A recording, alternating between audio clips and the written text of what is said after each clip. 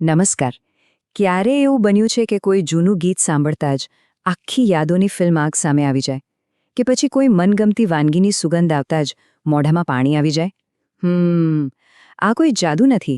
આની પાછળ છે મનોવિજ્ઞાનનો એક ખૂબ જ રસપ્રદ સિદ્ધાંત, શાસ્ત્રીય અભિસંધાન. તો ચાલો આજે આપણે ઇવાન પાવલોવની આ જબરદસ્ત શોધની દુનિયામાં જઈએ અને જોઈએ કે આપણું મગજ કેવી રીતે, ખબર પણ ન પડે એમ, કડીઓ જોડતા શીખી લે છે. તો આ જે સવાલ છે ને, એ કોઈ નાની સૂની વાત નથી. આ તો આપણા મગજની એક સુપર પાવર જેવું છે. આની પાછળ એક આખી સાયકોલોજીકલ પ્રોસેસ કામ કરે છે. તો ચાલો આજે આ રહસ્ય ખોલીએ અને સમજીએ કે આખરે એક સાધારણ રિંગટોનમાં એટલી તાકાત ક્યાંથી આવી જાય છે કે એ આપણી ફિલિંગ્સ અને આપણા વર્તન પર કંટ્રોલ કરી શકે. હવે તમને ખબર છે, દરેક મોટી શોધ પાછળ એક મજેદાર વાર્તા હોય છે. અને આ સિદ્ધાંતની વાર્તા તો બહુ જ અજીબ જગ્યાએથી શરૂ થઈ.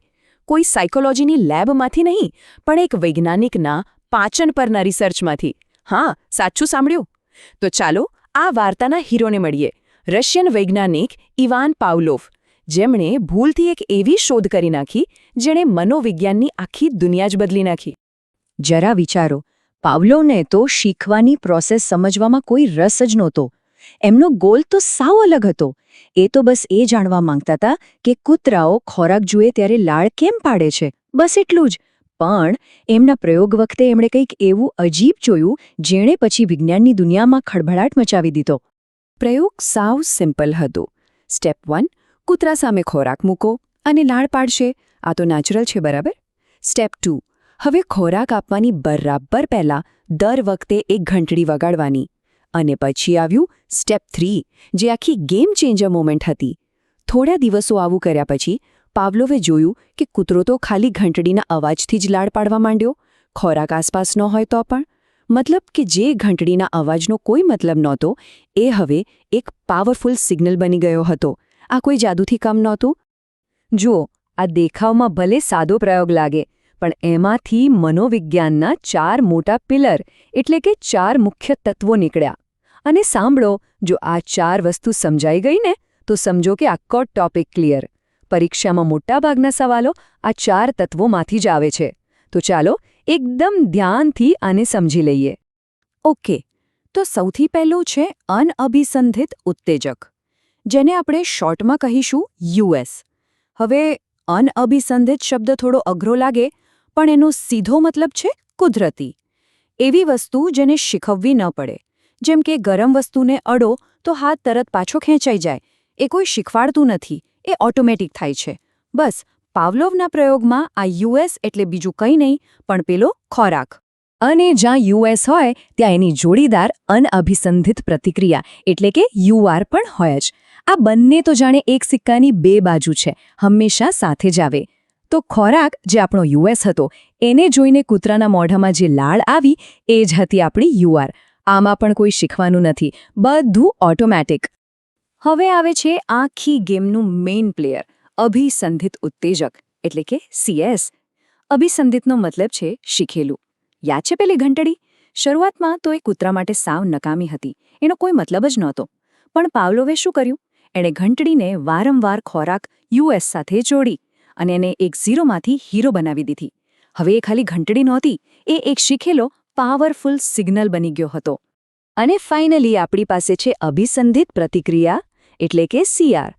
આ જ તો આખી શીખવાની પ્રોસેસનું રિઝલ્ટ છે. હવે કૂતરો પેલી શીખેલી ઘંટડી એટલે કે સીએસના અવાજ પર લાળ પાડે છે. હવે અહીંયા એક બહુ જ મહત્વની વાત સમજજો. લાળ તો પહેલાં પણ આવતી હતી અને અત્યારે પણ આવે છે. પણ પહેલાં જે લાળ હતી યુઆર, એ ખોરાકને કારણે આવતી હતી, અને હવે જે લાળ આવે છે સીઆર, એ ઘંટડીના શીખેલા મતલબને કારણે આવે છે. દેખાવમાં ભલે બંને સરખા લાગે, પણ પાછળનું કારણ બિલકુલ અલગ છે. આ જ મેઇન પોઈન્ટ છે. સારું, તો આપણે 4 મેઇન પ્લેયર્સને તો ઓળખી લીધા, યુએસ, યુઆર, સીએસ અને સીઆર. પણ આખી પ્રોસેસ કામ કેવી રીતે કરે છે? મતલબ કે એક સાવ નકામી વસ્તુ આટલી પાવરફુલ બની કેવી રીતે જાય છે? ચાલો આ ટ્રાન્સફોર્મેશનની પ્રોસેસને જરા નજીકથી જોઈએ. આ જે ટેબલ દેખાય છે ને, એ આખા સિદ્ધાંતનું 1 પેજ નોટ્સ છે. પરીક્ષા પહેલાં ક્વિક રિવિઝન માટે આનાથી બેસ્ટ કંઈ નહીં. એકદમ સિમ્પલ છે. યુએસ અને યુઆર આ નેચરલ જોડી છે, બાય બર્થ. જ્યારે સીએસ અને સીઆર આ શીખેલી જોડી છે, જે અનુભવથી બને છે. આખી ગેમ બસ એટલી જ છે કે ઘંટડી CS ને ખોરાક US સાથે જોડીને પાવરફુલ બનાવવાની. બસ આટલું મગજમાં ફિટ કરી લો. આ તો એકદમ બિફોર અને આફ્ટર ફોટો જેવું છે. જુઓ, ડાબી બાજુ અભિસંધાન પહેલા. ઘંટડીનો અવાજ એટલે કંઈ નહીં, કોઈ રિએક્શન નહીં. પણ જમણી બાજુ અભિસંધાન પછી એ જ ઘંટડીનો અવાજ અને સીધી લાળ ટપકવા માંડે. આ જ તો છે શાસ્ત્રીય અભિસંધાનનો કમાલ. એક અર્થ વગરની વસ્તુને મગજમાં એક ખાસ અર્થ આપી દેવો. શીખવાની ખરી પ્રોસેસ આ જ છે. હવે કદાચ એવું લાગે કે આ બધું તો લેબમાં કૂતરા ઉપર થયેલા પ્રયોગોની વાતો છે, આપણને શું લેવા દેવા?